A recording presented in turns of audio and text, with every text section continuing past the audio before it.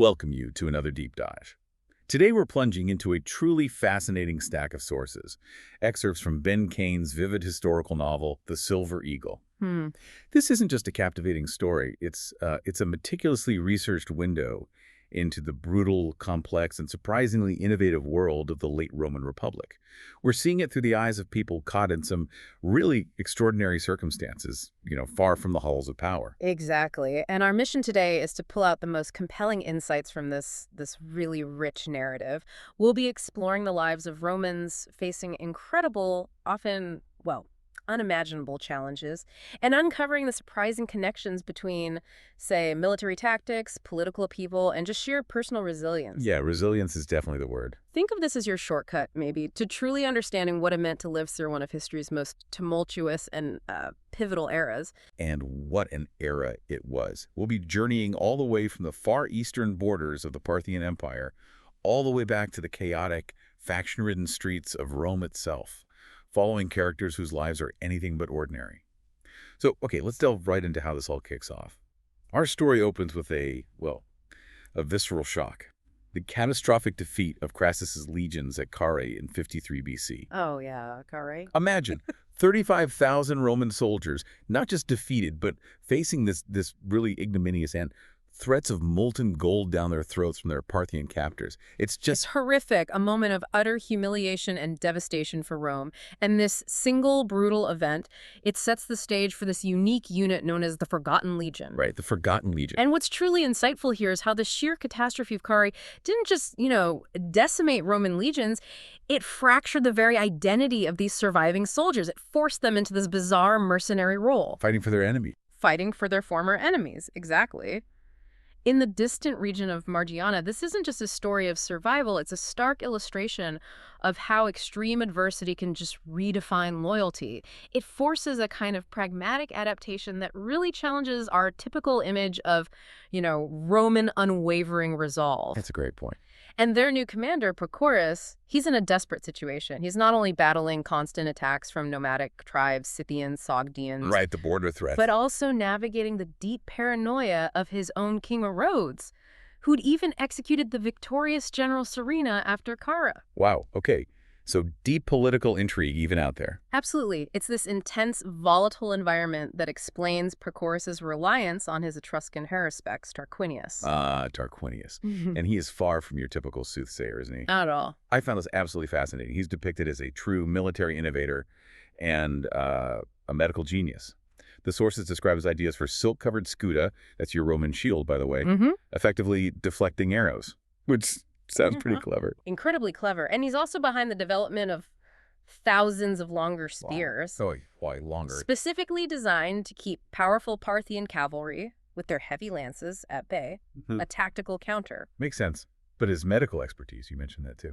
It's truly remarkable for the period described. He performs a thoracotomy, opening the chest to remove an arrow from a soldier. Highly advanced. Wow. And he even uses what's referred to as a penicillin powder from Egypt. Now, obviously, true penicillin wasn't discovered for millennia. Right. But this fictionalized detail in the novel, it cleverly highlights the remarkable, almost proto-scientific advancements in Roman surgical and herbal medicine. It points to sophisticated wound care practices that were, frankly, far ahead of their time. That ingenuity, that advanced thinking, it stands in really stark contrast to the sheer barbarity of their enemies, the Scythians. Oh, definitely. They employed poisoned arrows, the Scythicon, Nasty stuff. and practiced gruesome forms of mutilation. We're talking scalping, flaying, even using enemy skulls as drinking vessels. Ugh. This detail powerfully underscores the brutal, no-holds-barred stakes of border warfare in ancient times, where cultural norms could be starkly, terrifyingly different. And even within the legion itself, despite being united by this shared Roman identity, or what's left of it, we see the harsh realities of military life compounded by social prejudice. That's right. Romulus, a former slave, faces constant torment and accusations from guys like Novius. Why? Just because of his past. Because of his hidden slave brand. Even in this desperate unit, you see the deeply ingrained Roman social hierarchy and prejudices persist. Incredible. And the punishments. Crucifixion for stealing bread. It paints a stark picture of the brutal discipline that held these legions together, even in servitude. It was incredibly harsh. So this situation raises a really important question, doesn't it? How do individuals maintain their identity, their sense of self, their loyalty, when they're forced to fight for former enemies, enduring such internal strife and constant external threat? Yeah, and the novel illustrates this beautifully through the incredibly strong bonds of friendship, particularly between Romulus, Brennus, and Tarquinius. The core group. Exactly. They rely on each other not just for survival, but for, emotional support.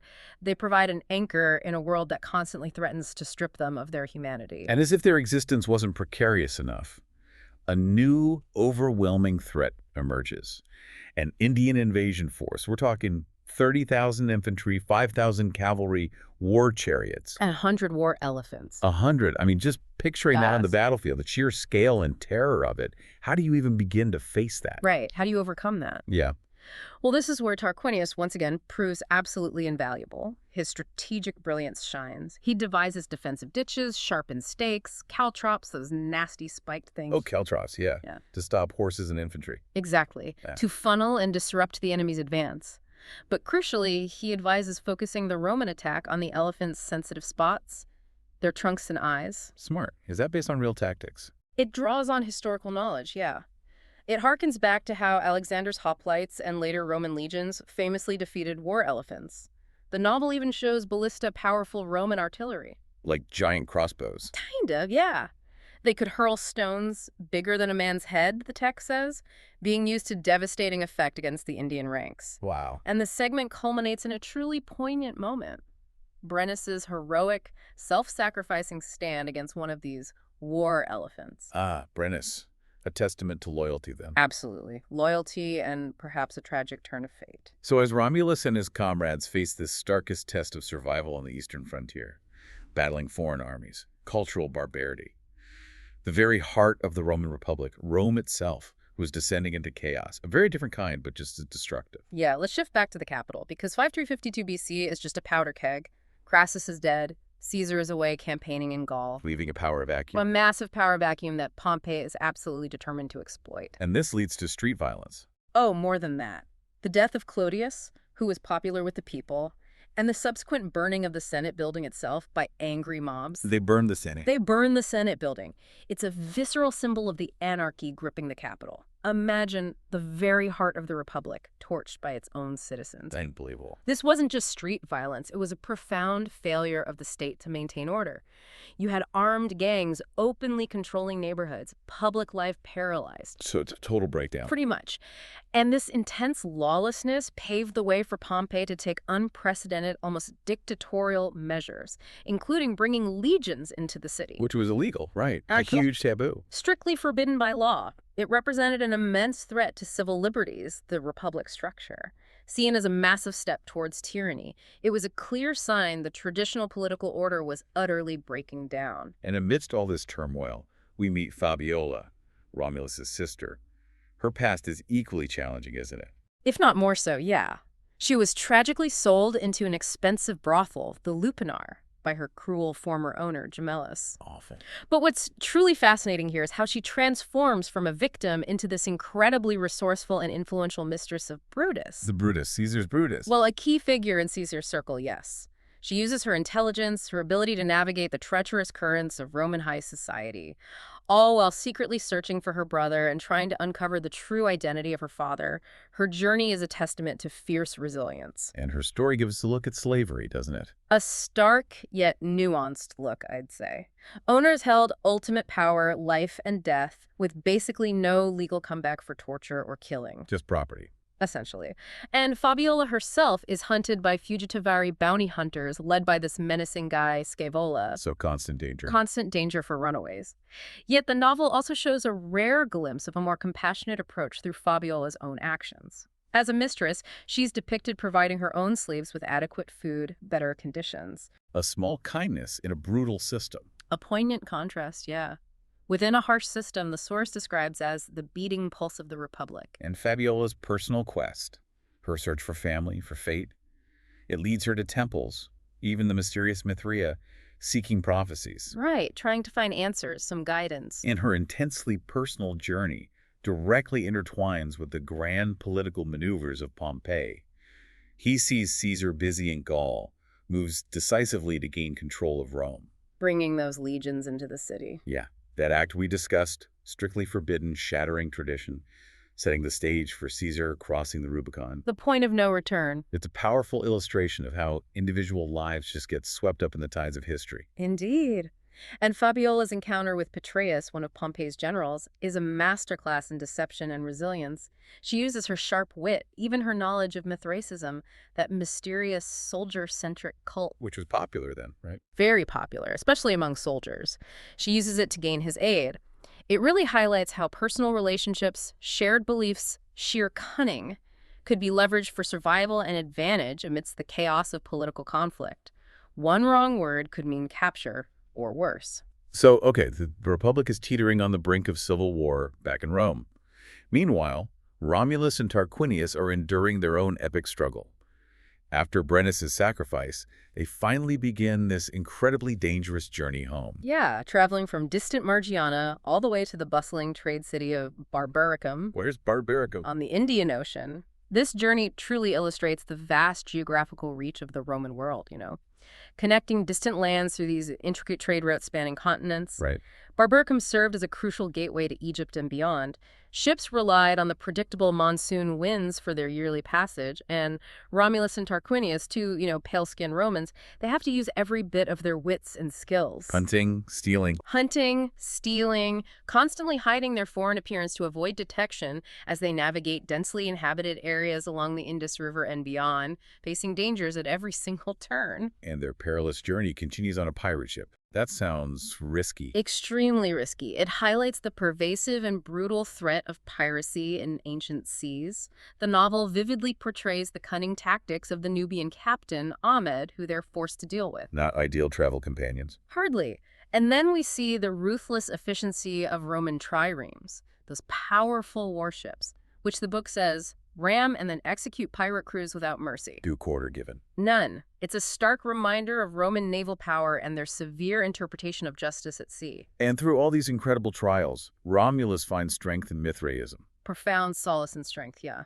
He gets a tattoo of Mithras sacrificing the bull. To cover his slave brand. Exactly. A powerful symbol of his newfound identity, his journey, his deep faith.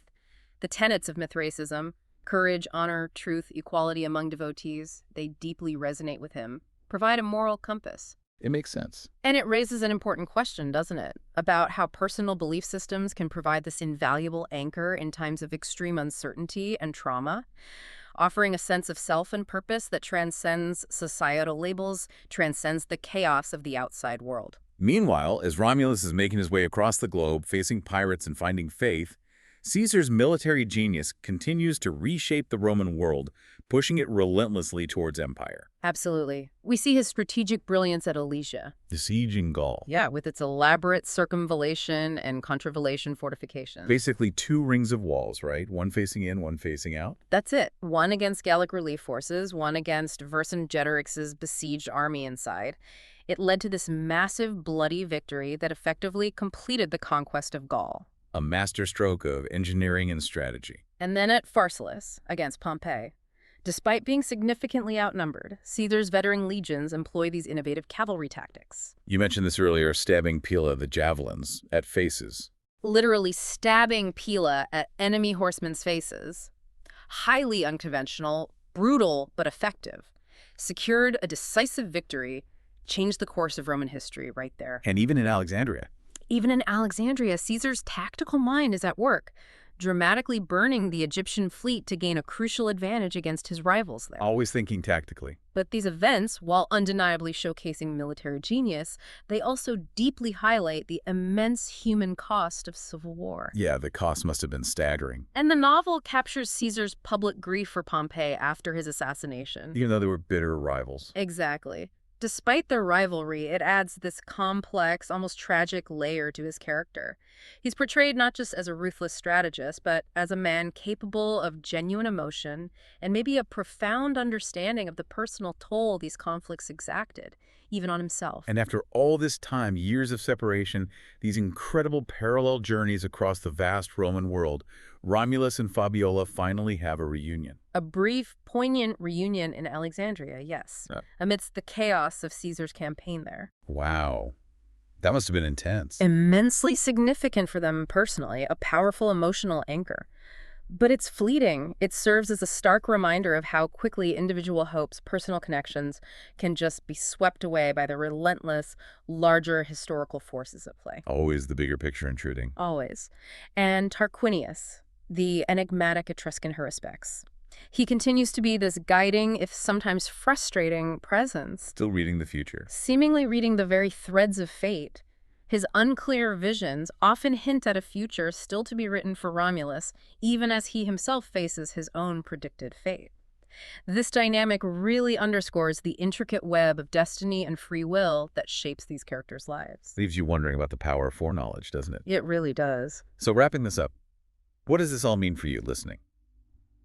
Through the extraordinary eyes of Romulus, Fabiola, and Tarquinius, we've seen the Roman world not as some distant, idealized empire of marble and glory, Not at all. but as a place of raw survival.